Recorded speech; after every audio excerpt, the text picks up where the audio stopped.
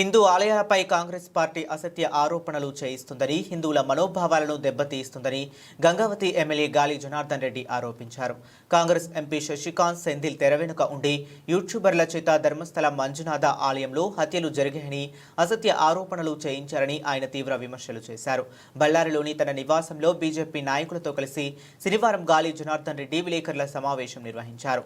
MP Sasikanth సెంథిల్తో పాటు కాంగ్రెస్ అగ్రనేత రాహుల్ గాంధీ కూడా తెర వెనుక ఉన్నారని ఆరోపించారు.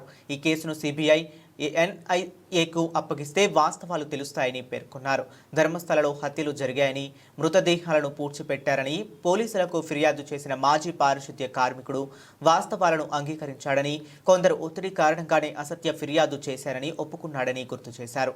అయితే గాలి జనార్దన్ రెడ్డి నిరాధార ఆరోపణలు చేశారని పేర్కొంటూ బెంగళూరు సిటీ సివిల్ కోర్టులో శశికాంత్ సెంథిల్ శనివారం పరువు నష్టం దావా వేశారు. ఇదిలా ఉండగా ధర్మస్థలలో యువతుల మృతదేహాలను పాతిపెట్టినట్టు అసత్య ఫిర్యాదు చేసిన మాజీ పారిశుద్ధ్య కార్మికుడు చెన్నయ్యకు కోర్టు 14 రోజుల రిమాండ్ విధించింది.